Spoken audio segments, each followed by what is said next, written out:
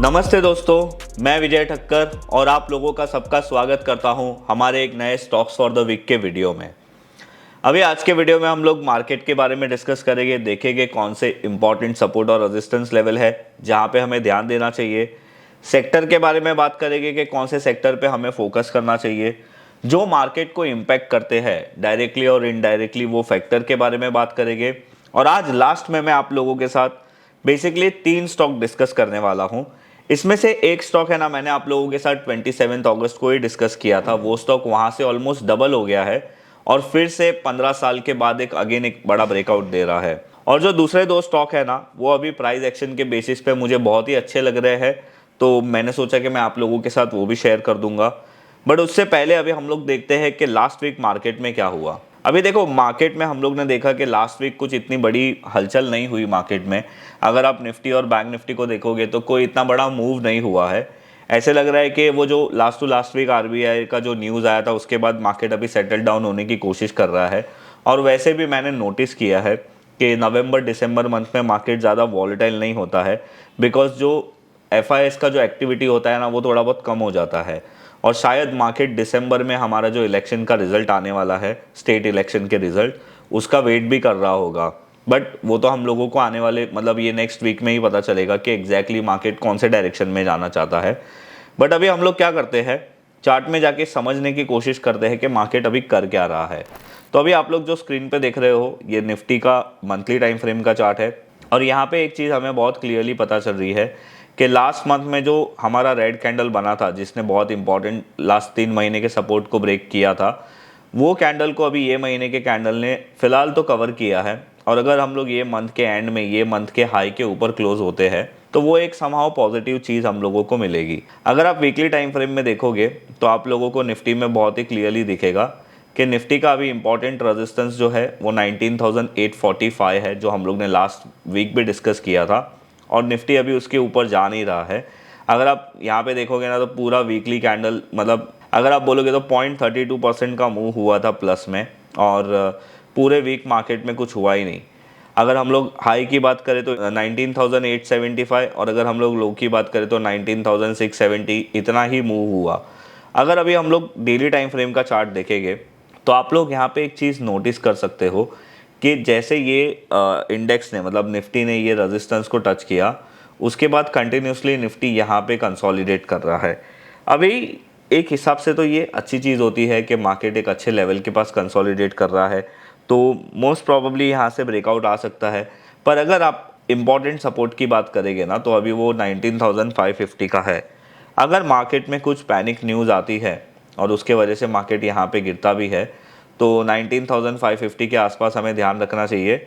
वो लेवल के पास हम लोग अगर पॉजिटिव कैंडल आएगा ना, तो हम लोग बाय करने का सोच सकते हैं। तो ये फिलहाल मेरे लिए इंपॉर्टेंट सपोर्ट और रेजिस्टेंस है। और अगर मार्केट 19,843 को ब्रेक करेगा तो हम लोग इजीली 20,050 और 20,200 तक जा सकते हैं। अभी अगर आप लोग बैंक निफ्टी का चार्ट देखोगे ना, तो हम लोग बैंक निफ्टी में भी पहले मंथली पे जाते हैं। बैंक निफ्टी का मंथली चार्ट ठीक है, जितना निफ्टी बेटर लग रहा है उतना ये अच्छा नहीं है, बट फिर भी ओके ओके है। बैंक निफ्टी ने अभी तक लास्ट मंथ के हाई को ब्रेक नहीं किया है, विच इज़ 44,710। और अगर आप वीकली चार्ट देखोगे तो यहाँ पे भी आपको एक क्लियरली दिखेगा कि बैंक निफ्टी के जो इंपॉर्टेंट रेजिस्टेंस है, जो हम लोग ने मंथली वाले हाई कैंडल को देखा, वहाँ पे भी हम लोग बैंक निफ्टी अभी तक पहुँचा नहीं है। डेली टाइम फ्रेम में बैंक निफ्टी में थोड़ी बहुत ज़्यादा क्लियरिटी हम लोगों को दिख रही है। अगर आप यहाँ पे देखोगे तो ये जो इंपॉर्टेंट रेजिस्टेंस है 40,590, और अगर हम लोग और एक रेजिस्टेंस एरिया बनाते हैं 44,590 और 44,775, तो ये इंपॉर्टेंट रेजिस्टेंस जोन है बैंक निफ्टी के लिए।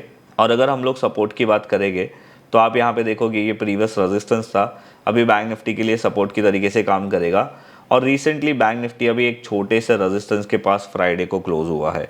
तो अभी हमारे लिए देखने ये बहुत ही इंपॉर्टेंट है कि क्या बैंक निफ्टी यहाँ से फिर से 44,590 44,770 के पास जाता है, या फिर ये रिसेंट जो स्विंग लो मारा था 43,250 का, ये ब्रेक करता है। तो अगर ये ब्रेक हो जाएगा तो हम लोग फिर डायरेक्ट 42,150 तक का भी लेवल देख सकते हैं। अगर आप ओवरऑल स्ट्रक्चर मार्केट का देखोगे ना, तो मुझे ये फिलहाल साइडवेज में मार्केट लग रहा है। और साइडवेज मार्केट में जनरली ऊपर रेजिस्टेंस के पास आता है, फिर वापस नीचे गिरता है, सपोर्ट के पास आता है वापस रेजिस्टेंस के पास जाता है, वही सिचुएशन होती है। बट मेजर इम्पैक्ट हमारा जो है वो दिसंबर में रिजल्ट होने वाला है इलेक्शन का आउट, तो उसके ऊपर हमारा मार्केट रिएक्ट करेगा। अभी देखो, अगर हम लोग सेक्टर्स की बात करें तो मैं आप लोगों को यहाँ पे सेक्टर भी बता देता हूँ, और आप लोग यहाँ पे क्लियरली देख सकते हो कि लास्ट वीक ऐसे किसी भी एक स्पेसिफिक सेक्टर ने बहुत ज़्यादा मूव नहीं किया था। अगर आप देखो, reality, metal, oil and gas, pharma, energy, auto, ये सारे सेक्टर पॉजिटिव थे। और अगर हम लोग नेगेटिव की बात करें तो पीएसयू, बैंक, आईटी, एफएमसीजी, ये सारे सेक्टर नेगेटिव थे। पर ज़्यादा भी बड़ा नेगेटिव साइड नहीं था और ज़्यादा भी कोई ऐसा पॉजिटिव साइड नहीं था।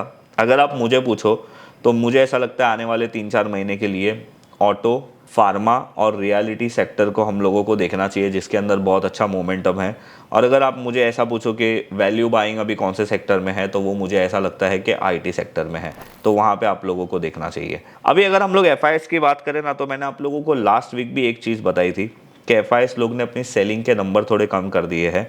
अभी लास्ट 5 डेज़ में एफआई लोगों ने 3 दिन सेलिंग किए थे, पर उसके नंबर ज़्यादा नहीं थे।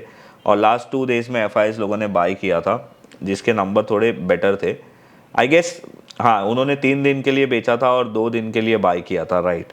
तो यहाँ पे एक चीज़ मुझे यहाँ पे पता चल रहा है कि एफआईएस लोगों की सेलिंग के नंबर थोड़े कम हो रहे हैं, बट पता नहीं अभी वो लोग के दिमाग में क्या चल रहा है। और अगर आप ओवरऑल मंथली बेसिस पे भी देखोगे ना, तो अभी नवंबर मंथ को अगर आप पिछले 4-5 महीने से कंपेयर करोगे, तो नवंबर मंथ में एफआईएस लोगों ने बहुत ही कम सेलिंग की है, आधे से भी कम आप बोल सकते हो। अगर हम लोग डॉलर इंडेक्स की बात करें तो वो अभी 103.40 के आसपास ट्रेड कर रहा है। ठीक नंबर है, ये कोई प्रॉब्लम की बात नहीं है, जनरल यहाँ पे ही आता है। और अगर आप इंडिया विक्स की बात करो तो 1133 के आसपास ट्रेड कर रहा है, वो भी नॉर्मल ही है।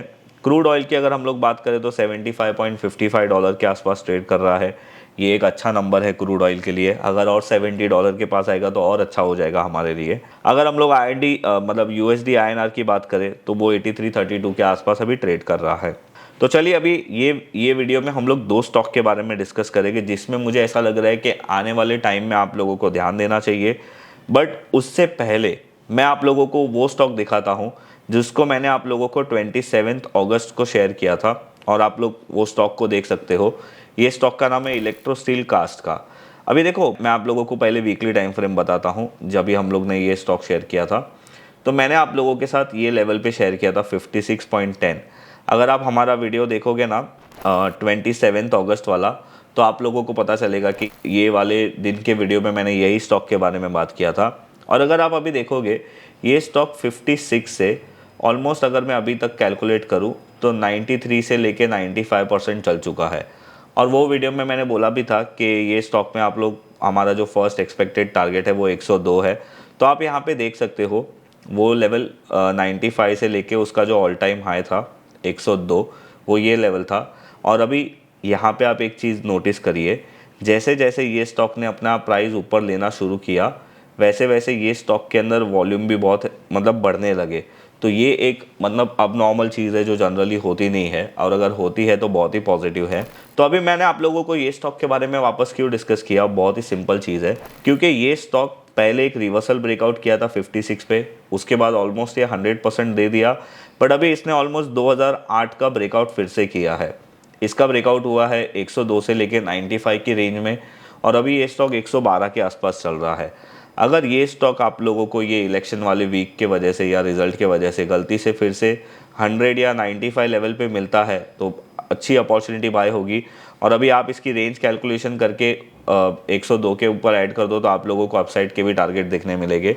तो मैं आप लोगों को सिर्फ ये इसलिए दिखा रहा था कि सिंपल एक प्राइस एक्शन और वॉल्यूम एनालिसिस के बेसिस पे आप कितने बड़े और अच्छे ट्रेड भी निकाल सकते हो। और ये हमने अगस्त में ही शेयर किया था, तो मतलब अगस्त के बाद सितंबर, अक्टूबर और नवंबर 3 महीने में आप लोगों को इतना रिटर्न, और वो भी ये सिंपल कॉन्सेप्ट के बेसिस पे। तो ऐसे तो बहुत सारे एग्जांपल है, बट जस्ट आज ये वापस से ब्रेकआउट किया तो मैंने आप लोगों के साथ शेयर कर दिया। अभी आज के वीडियो में जो हमारा दूसरा स्टॉक है ना, एक स्टॉक हमारा जो है वो केमिकल सेक्टर से है, और एक स्टॉक जो है वो हम लोग बोल सकते हैं कि इंफ्रा या इंजीनियरिंग सेक्टर से है।